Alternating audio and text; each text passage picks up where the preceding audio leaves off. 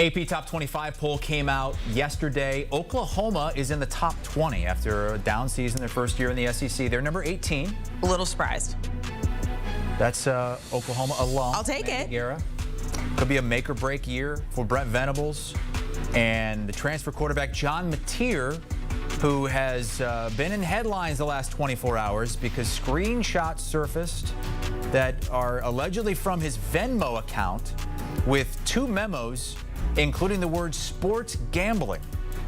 The alleged transactions were sent to a teammate back in 2022 when he was a freshman at Washington State. Now,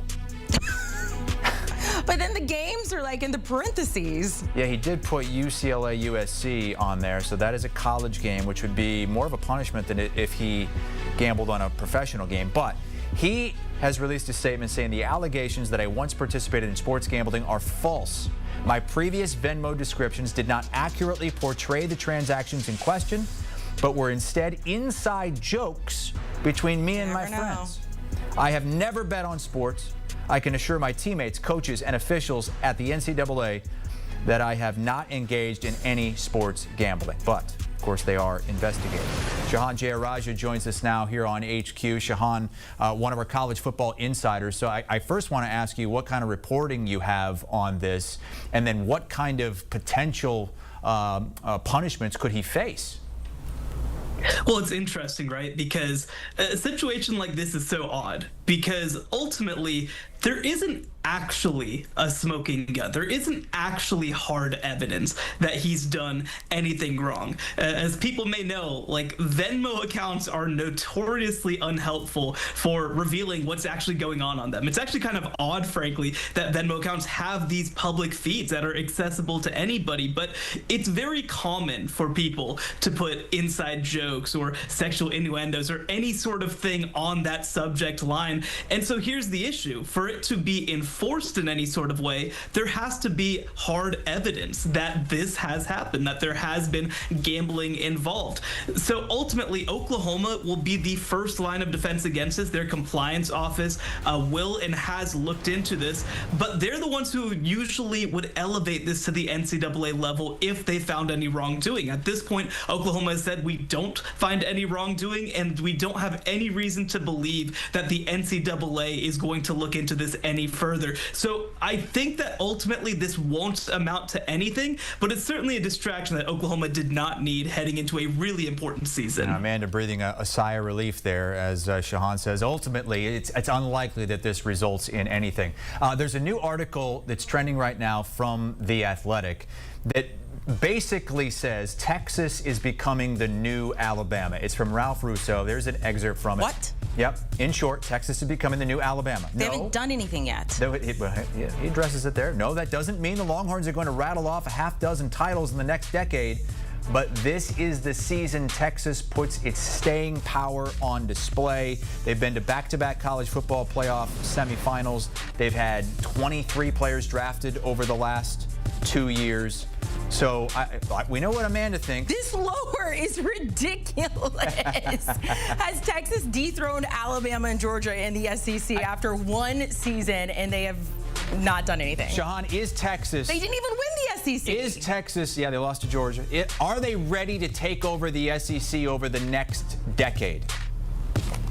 Well, this is such an unfair question to ask of, frankly, any program. It's funny, right? We've moved past the is Texas back because ultimately, yes, they're absolutely back. And we got to find a new unfair question to ask them, and that's whether they're the new Nick Saban Alabama. And obviously, at this point, the answer is no. But I do also get where Ralph is coming from. I think that more what this question is have they inherited some of the infrastructure that made Alabama so good? And you look, it's assistant coaches, guys like Kyle Flood, that were huge parts of that program. It's the way that they're churning out offensive and defensive linemen. It's the way that they're building in the trenches, the way that they're recruiting at the quarterback position, the organization that they've put together.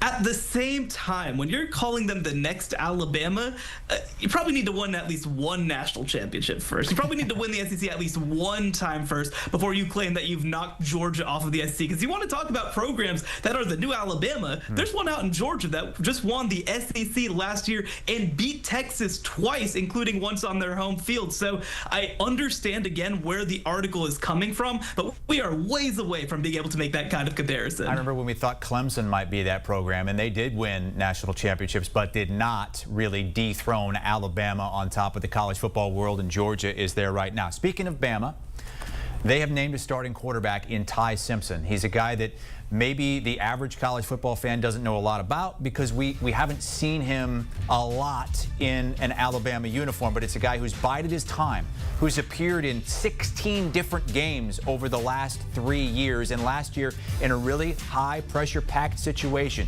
Is he ready to be the guy in what Alabama hopes is a bounce back year? Well, I think it's such a testament to Ty Simpson that he just waited his turn and kept competing.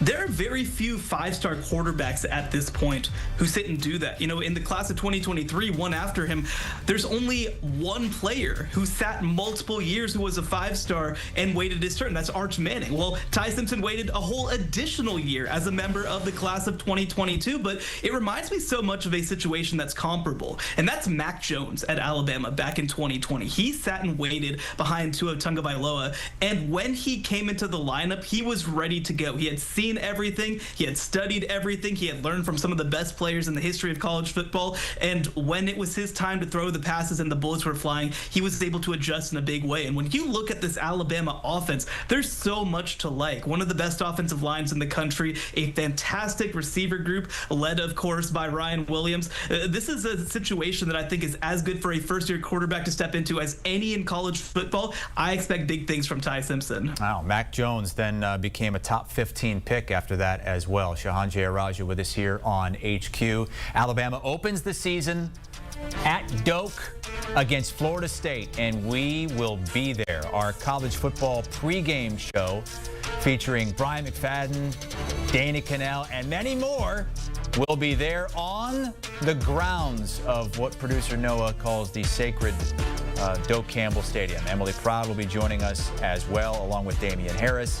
And our very brand new podcast is off and running called College Football Insiders. That's where you can hear and see Shehan and many more of our other great college football writers and insiders. They went 6 wide on their opening show yesterday. Check it out wherever you find your podcasts.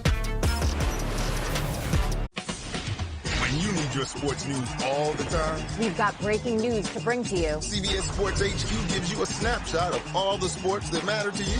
Big news coming out of the NFL. A lot of movement in the rankings this week. With highlights. What a finish at the final round of play. And in-depth analysis. Can they three-peat? Tony Romo joins the conversation. What can you say about this game? When you need your sports in a snap, we're bringing you that breaking news right here on HQ. Find it on CBS Sports HQ. Streaming free anywhere you are.